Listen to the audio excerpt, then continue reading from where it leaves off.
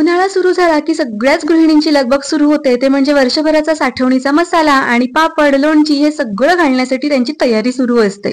आज आपण मालवणी मसाल्याची रेसिपी बघतोय आणि हे जे प्रमाण मी तुम्हाला या व्हिडिओमध्ये सांगितलेलं आहे ना, ते एकदम परफेक्ट असं या मालवणी मसाल्याचं प्रमाण सांगितलेलं आहे आणि या संपूर्ण प्रमाणामध्ये बरोबर 6 किलोचा मसाला बनून तयार होतो. आणि या मसाल्याचा तुम्ही रंग पहा आणि हा मसाला पहा, किती मस्त असा हा मसाला बनलेला आहे. एकदम लाल कलर या मसाल्याला आलेला आहे आणि हाच लाल कलर वर्षभर कसा टिकून राहील, या मसाल्याला कीड लागू नये, भुंगा लागू नये म्हणून काही टिप्स या मसाल्याच्या संपूर्ण व्हिडिओमध्ये तुम्हाला मी सांगितलेला आहे. आणि हा जो मसाला आहे ना, या मसाल्यामध्ये मालवणी चिकन किंवा चिकन मटण असेल किंवा व्हेज कोल्हापुरी, पनीरची भाजी, उसळ, मिसळ या सगळ्या भाज्या या मसाल्यामध्ये खूप सुंदर आणि चविष्ट लागतात. त्यासाठीच व्हिडिओ स्किप न करता शेवटपर्यंत पाहत राहा.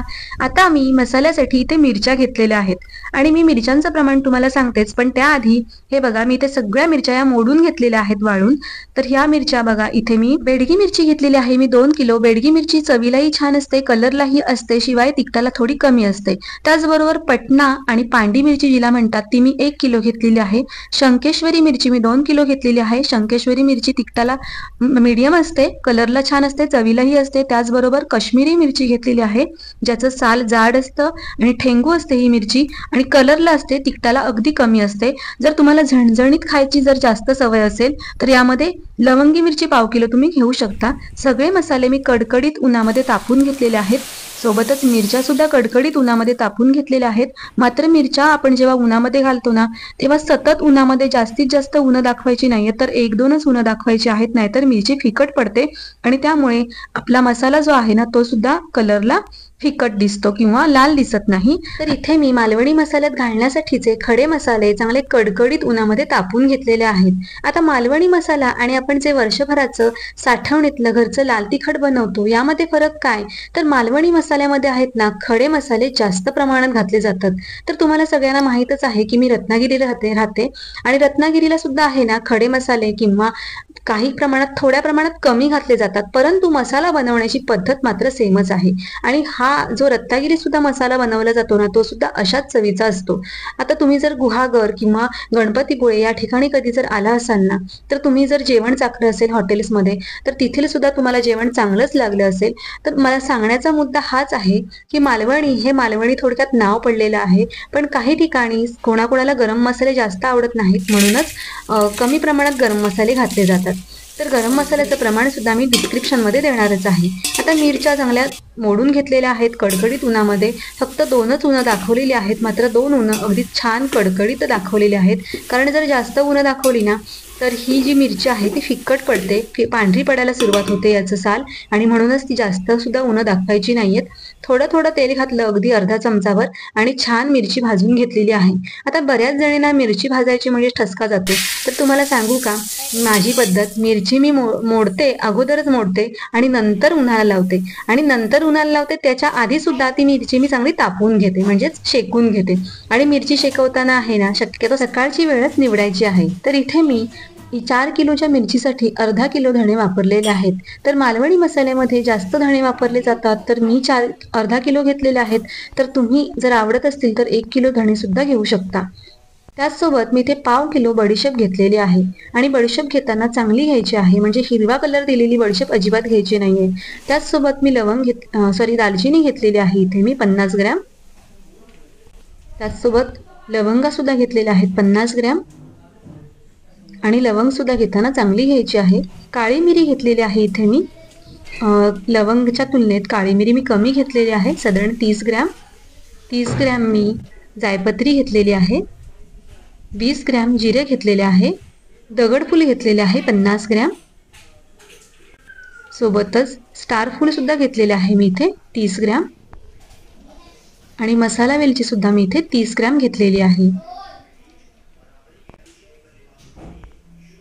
सोबतच इथे मी नागकेशर घेतलेली आहे 30 ग्रॅम. आणि खसखस सुद्धा घेतलेली आहे. आणि आधीच्या व्हिडिओमध्ये तुम्ही जरा बघितलं असेल तर इथे मी मायपत्री सुद्धा घेतलेली आहे, मात्र ती वाटी इथे घ्यायची राहून गेलेली आहे. तर थोडंसं तुम्ही समजून घ्या. जायपत्री आणि मायपत्री थोडी दिसायला सेमच असते, परंतु कलर थोडा वेगळा असतो. मायपत्री ही थोडी फुललेली असते. तर मायपत्री सुद्धा मी इथे 30 ग्रॅम घेतलेली आहे. तर हे सगळे मसाले आहेत ना आपल्याला वेगवेगळे भाजून घ्यायचे आहेत आणि वेगवेगळे भाजले ना तरच ते व्यवस्थित भाजले जातात. आणि थोडे लो फ्लेमवरती, लो टू मीडियम फ्लेमवरतीच आपल्याला हे मसाले भाजायचे आहेत. कारण प्रत्येक मसाला भाजण्यासाठी वेळ हा ज्याचा त्याचा वेगवेगळा लागतो आणि म्हणूनच वेगवेगळे मसाले हे आपल्याला भाजायचे आहेत. एकत्र जर मसाले भाजले तर एखादा भाजला जातो किंवा एखादा तसाच राहतो. आता मी धणे इथे मध्यम आचेवरती भाजून घेतलेले आहेत सतत ढवळून. धणे भाजताना आहे ना खमंग असा वास सुटेपर्यंत धणे छान भाजून घ्यायचे आहेत. त्यामुळे आपण जो मसाला बनवू ना त्या मसाल्याला सुद्धा छान चव येते. तर हे बघा थोडा कलर चेंज होईपर्यंत मी धणे भाजून घेतलेले आहेत. आता अर्धा किलो धणे होते तर मी धणे 2 बॅचमध्ये भाजून घेतलेले आहेत. आणि घेताना थोडं मोठं भांडं घ्यायचं आहे जेणेकरून धणे किंवा हे जे गरम मसाले आपण भाजू ते व्यवस्थित भाजले जातील. आता सोबतच बडीशेप सुद्धा भाजून घ्यायची आहे. आणि भाजून झालेले मसाले ठेवताना किंवा ओतताना मात्र मी एकत्रच करणार आहे. त्यासाठी मोठ्या भांड्यामध्ये हे मी भाजून घेते आणि टाकून घेते. आता बडीशेप सुद्धा छान खमंग वास सुटेपर्यंत भाजून घेतली. सोबतच लवंग सुद्धा छान भाजून घ्यायची आहे. लवंग आहे ना जास्त भाजायची नाहीये, नाहीतर ती म्हणजे अति प्रमाणात भाजल्यामुळे ती थोडीशी कडवट सुद्धा लागू शकते. सोबतच काळी मिरी सुद्धा भाजून घेतली. आता इथे मसाला वेलची भाजून घ्यायची आहे. मसाला वेलची भाजण्यासाठी थोडा जास्ती वेळ लागतो म्हणून मी आता इथे गॅस मात्र लोच ठेवलेला आहे आता. आणि आता मसाला वेलची सुद्धा भाजून घेतली. सोबतच बाकीचे मसाले सुद्धा भाजून घेतले. आणि ही जी लवंग आहे ना दालचिनी जी आहे ना ती मी अशी तोडून घेतलेली आहे बत्त्याने, जेणेकरून ती व्यवस्थित भाजलीही जाईल आणि डंकामध्ये कुटायला देताना ती कुटली सुद्धा व्यवस्थित जाईल. आता दालचिनी भाजताना आहे ना तिला सुद्धा जास्त वेळ लागतो कारण ती जाड आहे. इथे तेजपत्ता सुद्धा मी घेतलेले आहेत 20 ग्रॅम. आणि तेजपत्त्याची पानं जरा लांब लांब असतात आणि ती इकडे तिकडे उडून जातात सुकायला घातल्यावर, म्हणून मी अशी कट करून घेतलेली आहेत. आणि भाजताना सुद्धा व्यवस्थित येत नाही तर मी अशी कट करूनच भाजलेली आहे. सोबतच हिंगखडा घेतलेला आहे मी. साधारण 2-3 हिंगखडे घेतलेले आहेत आणि त्याचे फोडून घेतलेले आहेत. आणि आता हे जे मसाले आहेत ना ते आपण तेलावरती तळून घ्यायचे आहेत. म्हणजे काही मसाले मी मिरच्या अर्धा चमचाभर तेलावरती तळलेले आहेत, भाजून घेतलेले आहेत. आणि बाकीचे मसाले मी असेच भाजून घेतलेले आहेत. आणि आता जायफळ सुद्धा फुलवायला लागतो म्हणूनच जायफळ हिंग म्हणूनच मी हे फोडून तळून घेते. सोबतच हळकुंड सुद्धा मी घेतलेले आहे तिथे 30 ग्रॅम. आता हे सुद्धा व्यवस्थित फोडून घेतलेले आहेत जेणेकरून ते छान तळले जातील. छान व्यवस्थित भाजले गेले की काढून घ्यायचे आहेत पुन्हा. आता मी इथे शहाजिरं घेतलेलं आहे 20 ग्रॅम, ते सुद्धा भाजून घेतलं. सोबतच इथे तीळ घेतलेले आहेत मी 50 ग्रॅम. आता तीळ मात्र तेलावर भाजायचे नाहीयेत तर मी ते तेल घातलेले नाहीये. तेल न घालताच हे तीळ भाजायचे आहेत. थोडा गुलाबी रंग येईपर्यंत तीळ भाजायचे आहेत. मात्र बाकीच्या मसाल्यांमध्ये मिक्स करायचे नाहीयेत. तीळ वेगळे ठेवायचे आहेत कारण डंकामध्ये कुटायला देताना तीळ आहेत ना तेल सोडतं, त्यामुळे यातील तेल मिक्स होऊन मसाला आहे ना तेलकट होतो. हे बघा मी दालचिनीची पानं सुद्धा भाजून घेतली. सोबत मोहरी घेतलेली आहे मी इथे 30 ग्रॅम जाडी आणि छान अशी तडतडू दिली. आणि मोहरी सुद्धा वेगळी भाजून घ्यायची आहे, वेगळी ठेवायची आहे कारण मोहरी सुद्धा तेल सोडते. बघा आपण काय काय वेगळं ठेवलेलं आहे. आता इथे मी दगडफूल घेतलेलं आहे भाजून आणि हे मात्र बाकीच्या मसाल्यांसोबत मिक्स करायचं आहे कारण हे आपण तेलावरती भाजलेलं नाही. आता इथे मी मिरची सुद्धा भाजून एकत्र करून घेतलेली आहे सगळी. आणि आता आपण बघा काय काय ठेवलेलं आहे. तीळ वेगळे ठेवलेले आहेत, मोहरी वेगळी ठेवलेली आहे आणि हो खसखस सुद्धा मी इथे भाजलेली आहे आणि वेगळी ठेवलेली आहे. आणि ती मिक्सरमधून फिरून मग डंकावर न्यायची आहे कारण ती बारीक होत नाहीत, सगळे एकत्र अशी व्यवस्थित येत नाही आणि जर आली तरी पण मसाला सुद्धा तेलकट होतो. तर हे बघा ही मी खसखस घेतलेली आहे 10 ग्रॅम घेतलेली आहे कारण खसखस महाग आहे. तर तुम्ही याऐवजी 50 ग्रॅम 30 ग्रॅम खसखस सुद्धा घेऊ शकता.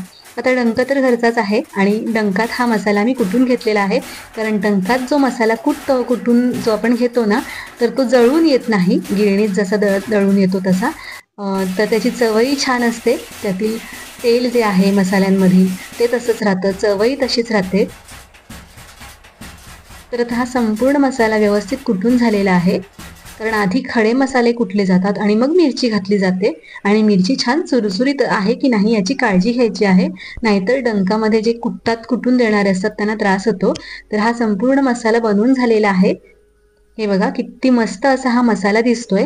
खरं तर याच वर्षी मी मसाले आपले लॉन्च करणार होते, पण मला यावर्षी जमलं नाही. तर तुमच्यापैकी किती जणांना असं वाटतंय की मी मसाले विकायला हवेत, मसाले म्हणजे मालवणी मसाला, घरचं लाल तिखट असेल, मिरची पावडर असेल, हळद असेल किंवा कांदा लसूण मसाला असं काय का? किती जणांना वाटतंय मी विकायला पाहिजे त्यांनी मला कमेंटमध्ये नक्की सांगा. व्हिडिओला सबस्क्राईब सुद्धा नक्की करा.